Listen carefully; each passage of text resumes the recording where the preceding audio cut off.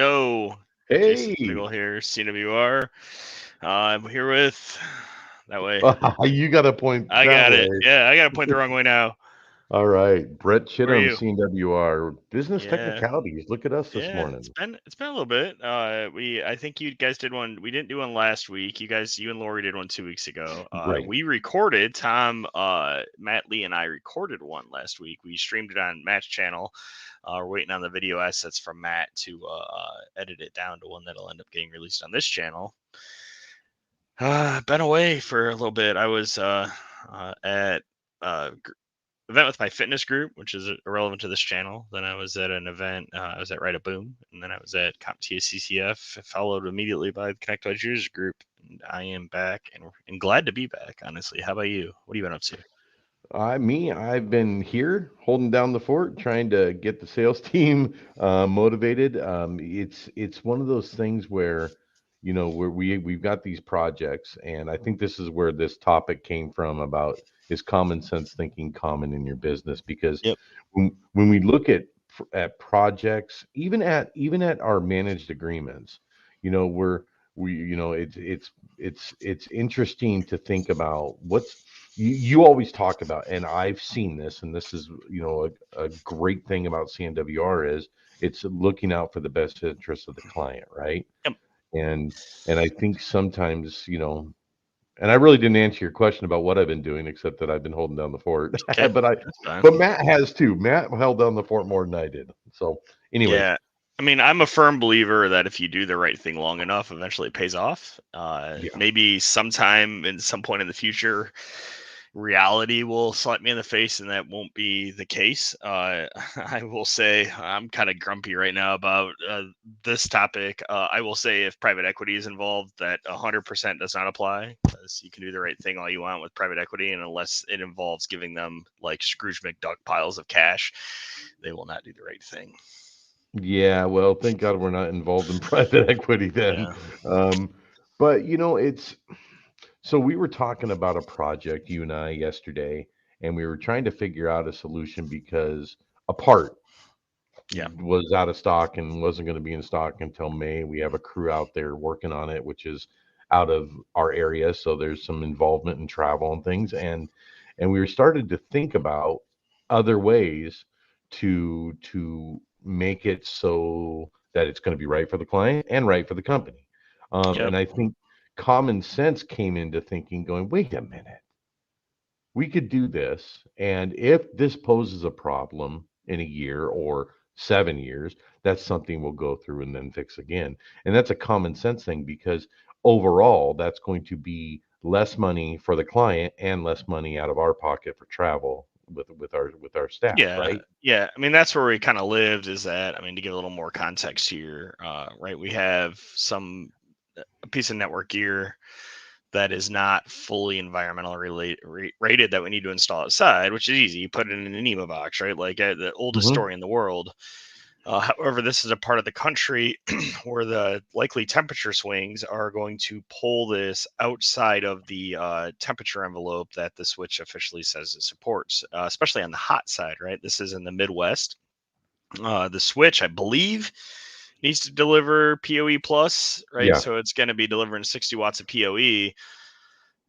So you're going to be dissipating a non-zero amount of power into an enclosed space. Thermodynamics indicates it's going to heat up. Like it Hmm. doesn't on a 90-degree day, and a switch that's only in theory rated to 113 degrees. You don't really have a whole lot of headroom before it doesn't take a lot for that switch to heat that box up to 113 degrees and exceed its factory supported temperature envelope. So originally we had spec'd a box that had air conditioning in it. Hmm. They are very expensive, like ridiculously expensive, I and just can't believe apparently it. back ordered until it's warm enough to need air conditioning. uh, so, Yes. uh, May 1st. I don't know. uh, and so the end result was we're just going to install it in a traditional NEMA 3 box, right? Like, and Yeah. see if it actually poses a problem, because I mean, I will tell you frankly, we have switches installed in factories at ceiling height where they almost certainly exceed their Oh, environmental absolutely. like thing, right? Like most of those switches are rated to 110, 113 degrees at the top of a factory and the summer day that's not air conditioned. I can guarantee that that temperature at the ceiling level exceeds 113 degrees, and they All don't day long. Yeah. survive. And maybe the lifespan of the Switch is shortened a little bit, but like how much money are we willing? The common sense that came into this yesterday is like, doesn't make sense to spend $1,200 to try to save a $200 Switch. And the answer to that Right. is, well, probably not. Like actual problem is the actual money to be saved is if the customer ends up having to ship a body out there to replace that switch, then right, obviously the $1,200 may have been worth it. But uh, yeah, I I mean, don't. I think the common sense thing to do is to try it, and if the switch fails, Mhm. we'll go out. Then if the switch fails in a year, then we'll go out and we'll install an air conditioned NEMA box, Right. a new switch at the same time. If it lasts more than a year or 2 years, then it's probably worth it to just replace the switch every 2 years and not Yeah. replace the Nemo box. And over time, with the cost of that box, you're not gonna see a break even until probably 10 years, maybe 15, 30. I don't know. The cost of that switch is very minimal compared to that Yeah, box. Anyways, yeah, um, common sense in business, and common sense in sales, and that's where I kind of lie at as well, because one of the things you gave me when we first started was kind of, dude, if you think that's the price, that's the price. And if you're going to, if you think that's the right thing to do it. Because there has to be in any factor, when there's human element involved, some type of common sense. Because honestly, there legally and in a realm of business, there has to be black and white, but common sense can outweigh sometimes that line, um, to make things better for the client and make things better for us. So, you said in the beginning of this that the common, this is it grated on you, when we're thinking about common sense. So what did you mean by that? uh, I mean, I don't know. It's like we go out of these ways to come up with these really complex solutions for problems, and sometimes if we take ourselves, so I'm the one that spec the Nemo box for this particular client, right? Because I'm like, well, first of all, I thought the solution and what we were trying to do there wasn't the right solution. So part of it was me trying Hmm. to, like, these are all the problems that we're going to come up with here. And then we go into problem solving mode, right? Like problem solving mode Yeah. says, okay, Jason's come up with a list of problems with this approach. Let's solve them all. Some of that was me trying to get rid of, like, this is the whole solution is silly. Let's rethink the entire solution. The reality Hmm. is what I ended up forcing us down is I forced us down a problem is solving the local problems, not redesigning the whole solution. The common sense approach says, like, we're just going to try it. So like it grates on me that like I sometimes get into that trap where it's like Yeah. one of my superpowers is like I can look at, and can be a good power, superpower and a bad super problem. Somebody comes to me with an idea or a thought, and immediately my mind goes to all the ways it won't work. And sometimes that's a superpower because then I immediately start coming up with solutions to all the reasons that it won't work. But at the same time, sometimes I end up down a rabbit hole where common sense goes out the window, and it's like I must solve these immediate problems I have. Yeah, I think about that in a sales aspect of, so we have a lot of clients on agreement, and we have a lot of things come through every day for the account managers to work, right? Yeah, Um, and sometimes, our the account managers aren't the techiest, right? We have one that's somewhat techy and one that's not. And common sense would say, if you're quoting something, look at maybe an existing quote that happened prior to. Was it something we replaced a year ago? Was it something, you know, also, asking the questions. Now, one thing is my team is good at asking questions from me, which I like. yeah, And they do that. And I think, mm, overall, they do not lack common sense. I think that yeah, they run pretty, they're a pretty smart bunch. yeah. So They are.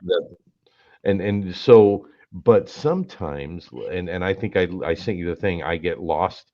I don't see the forest through the trees. Yeah. And our level, sometimes we're being we're at a conceptual level, right, Yeah. in what we do, and we have to conceptually look at a problem. Yep. But sometimes I get tunnel visioned, and you had to come Yeah. in on this problem that Yeah. we were talking about Well, and say, well, why don't we just do this? we all get tunnel vision, and so I believe that all of us make the decision that makes the most sense to us, common sense or not, based on the information we have at hand, right? So like Hmm.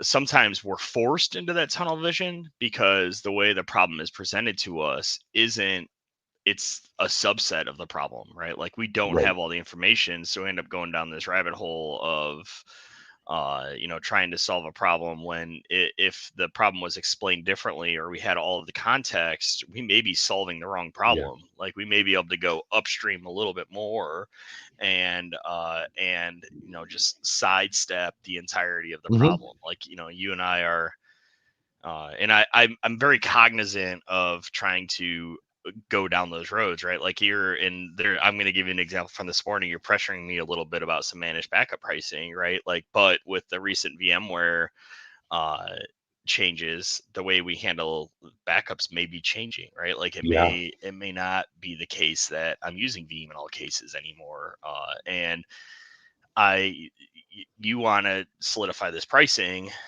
but I'm Well, trying to no, pop out of that problem, zoom out, and go, okay, well, what does this pricing look like if we stop using Veeam? And it's and like, that's well, we why need I to want to solve, have the yeah, discussion yeah, because I want to confirm because our agreement template says this. yeah, So with the discussions we've had, because you're right, you have to step back in this because let's face it, what's going on with Veeam is messed with a lot of people in the well, business, VMware, right? yeah, not Veeam, but I'm yeah, sorry, yeah, VMware. Yeah, it's uh, messed up a lot of people. yeah, I mean, and that's another place where like common sense says, right, like it, we just the pricing we have will hold true for no matter what we do, right? Like, but Hmm. this is so the common sense thing to do is okay. Well, let's just continue to sell with the pricing we have. Hmm. Their intricacies are probably a little more complicated than that because a lot of the solutions, right? Like, do I think Veeam is the absolute best backup solution for the entire world? No, no, there are way better backup solutions than Veeam are. It's fair, it's above average, Yeah. right? But do I think Veeam is the one that makes the most sense considering all of the input variables we have? The fact that we mostly use VMware or Hyper-V, the fact that it has ticketing and has a really good mature MSP sales model. Yeah, 100%. It makes the Yeah. absolute most sense, right? And, uh, yeah, But, off but topic. what? No, no, no. That I mean, that's kind of on topic because Yeah. you common. There are common problems within every MSP, Yep. and taking those common problems and putting sense to them. And I'm playing on words, yes, but you're taking these common problems, you're trying to make sense of the whole issue. And sometimes it's hard to do because maybe we are stuck in one program. We're stuck using this solution, and it may not be the best solution. Yeah. Common sense would be, well, should we try this solution? But then there's Yeah. that cost of change, Yep. and then there's that cost of we've got to test this and we've Yeah. got to work through, and that's man hours. Yeah, I mean the common sense thing is that we're probably going to stay with Veeam because Yeah, it. So I know it we have a works. lot of smaller MSPs that watch this, and I think that I'll give a little piece of where our world is gone. Once I mean, we're 15-ish technical resources, I believe, and when you get to that point, the cost of retraining people to use a new tool becomes the most significant cost in switching to a new tool, right? Like I Yeah. can't so say I get rid of Veeam and we switch to Acronis. I'm just picking on Yeah. Acronis because it's top of mind. I don't think I would land the reality. Let's say Acronis is even 20% cheaper than Veeam is on the long run. It will take years to realize that 20% cost Right. savings because Oh, it will absolutely. take hundreds of hours to move everything over, retrain our entire staff, set up ticketing, Hmm. modify processes, deal with workflows that make assumptions, right? Like the cost of the migration Yeah. will offset the savings plus a ton for the entire life of that contract. And it's almost the easiest saying, if it isn't broken, don't fix it, right? Yeah. Ain't broke, don't fix. And that's the common sense part of it, because Veeam is working, and it's doing its intended thing. So, when we talk about, and for you and I, when we're looking at the LTS clients, and they're on an older backup, and we're looking at moving them, the common sense thing is why we can't manage both.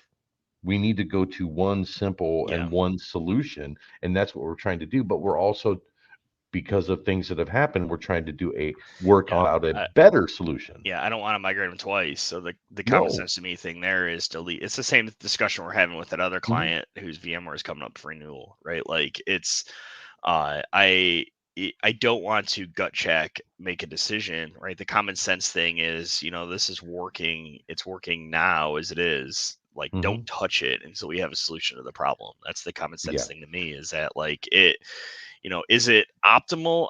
Probably not, right? Like it would be more efficient for me to migrate them all over. But if it's disruptive to the clients, they lose backup history. There's a ton of things that go into changing something Right. like that out. And uh, it the to me, and so common sense is in the eye of the beholder. To me, the common Yeah. sense says leave them where they're at until we have solved this problem. And the other people may look at it and go, well, no, the common sense thing is that we need one common platform, blah blah blah, right? Like Right. it all depends on the lens you view it with. And Hmm. I think that there's some debate that comes there.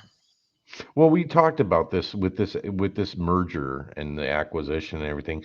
We had long discussions prior to about keeping things the same for a period of time, because you had the LTS guys that Yep. knew those systems, and you had the CNW guys who knew these systems, and to keep things. And I think that we've slowly started to migrate, and the everything's I both teams have become cross-functional now.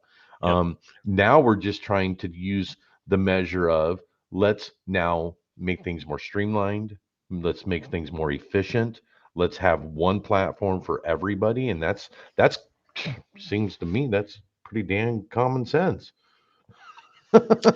Yeah, yeah. I mean, it does. I mean, Tom. I presume Tom is the only one posting his Lawrence systems.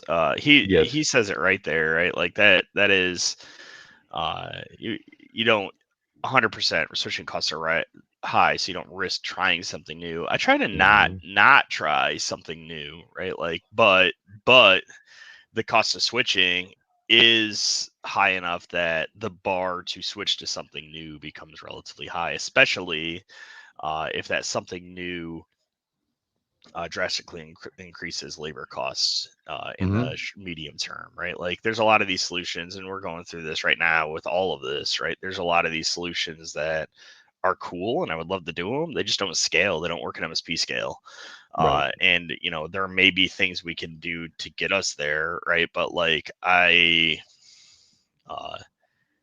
it is it worth losing money on these accounts for 6 months while we get there? I don't know, right? Like it might Hmm. make more sense to just suck it up and stick with VMware for another year while we build that solution out, and Right. then switch, right? Or the vendor and some of the vendors really want to enter this space, right? It's like, hey, Mr. Vendor, here are our requirements for us to be able to logically do this. Like, go solve these problems Mhm. for us, right? Like there's no uh, I haven't come up with in my head yet a way for some of these things to solve them in a way I can monetize outside of Mhm. CWR,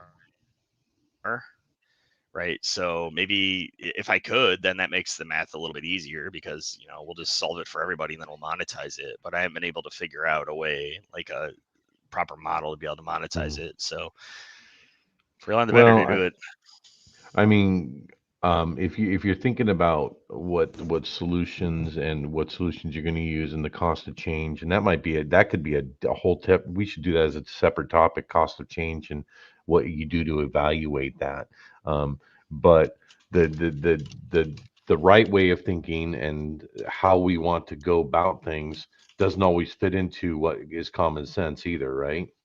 You think Yeah. about, this is the way we should go, but common sense would say, but this is going to be a solution that's going to be, you know, not necessarily better, but it's going to work for the client and make things. But then you got to go on to the flip side and go, but if we want to streamline, if we want to make things more efficient, we need to do this.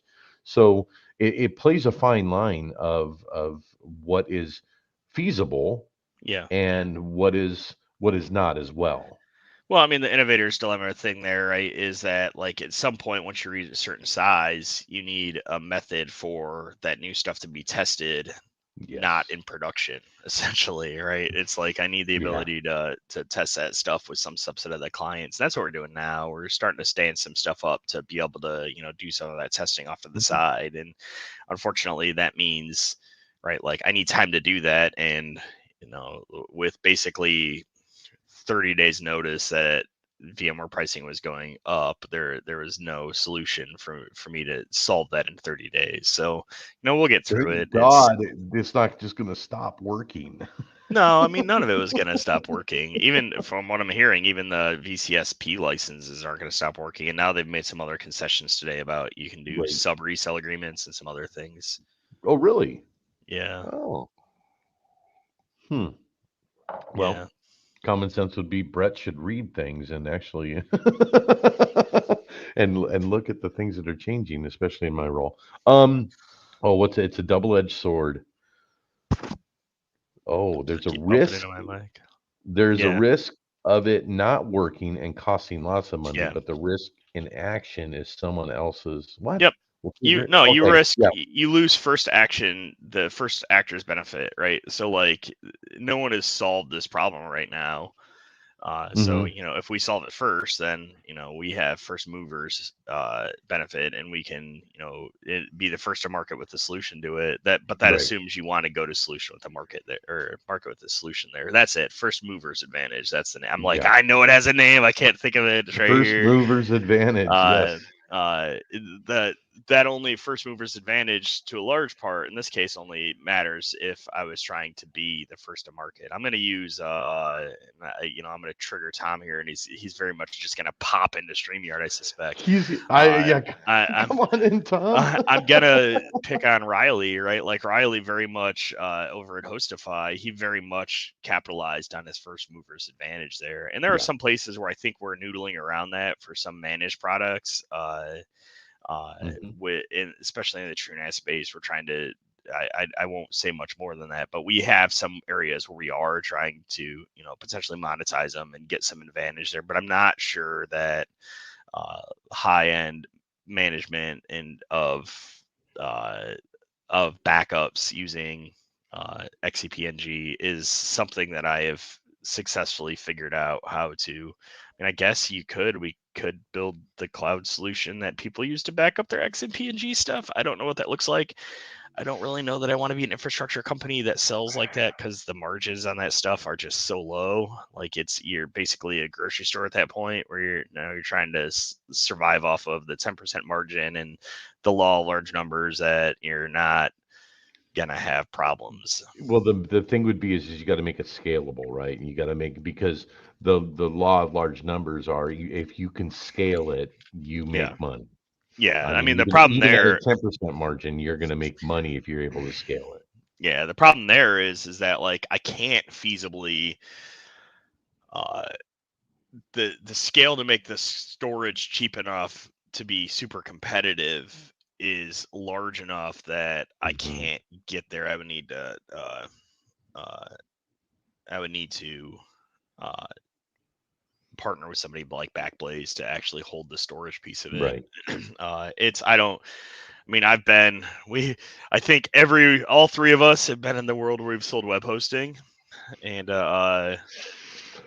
we are exiting the last of those customers that we That's inherited on the That's LTS like side, the race to zero, man. yeah, but it's the same thing, right? Like all these backup products are also the race to zero, right? It's like I'm not Yeah, super competitive in my Veeam cloud stuff because it only exists to support my own customers, so I don't have to be competitive there. right. If I want to productize it, then I would have to be competitive. Yeah, and I think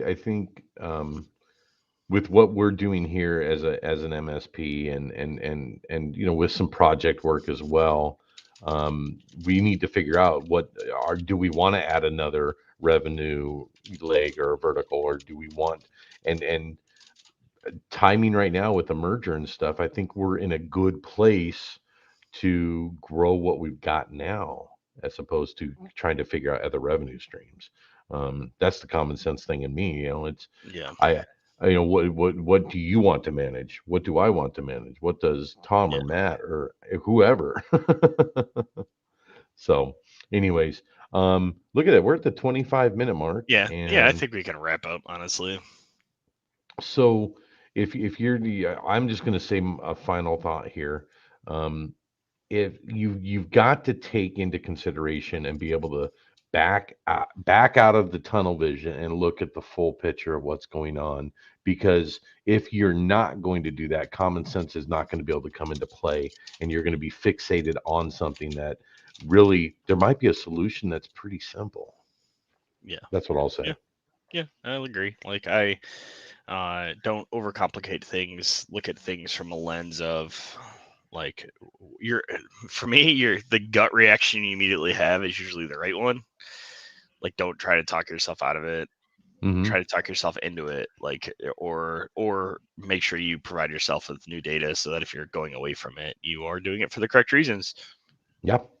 I like Cool. that. Actually, that's the power of positive thinking. Your goal isn't to talk yourself out of it, or your goal is to talk yourself because you want to be a part of it. Yep. You want it to work.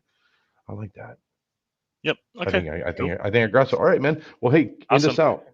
Yeah, it's been a good discussion. We'll look forward to next week. Next week could be recorded. It could be the one that we ended up doing at ChannelCon, assuming that Yeah, Tom gets the video assets from Matt.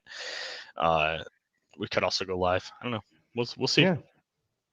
Until then, this All has right, have been a good Business one, guys. Technicalities. Hit the little button things that you have to Like do and to make us good YouTubers. subscribe. Yes, right there. Otherwise, I the can YouTube point the right algorithm way. hates us. Yep. Awesome. I'll talk All to right. y'all later. See ya. Bye, man. Bye.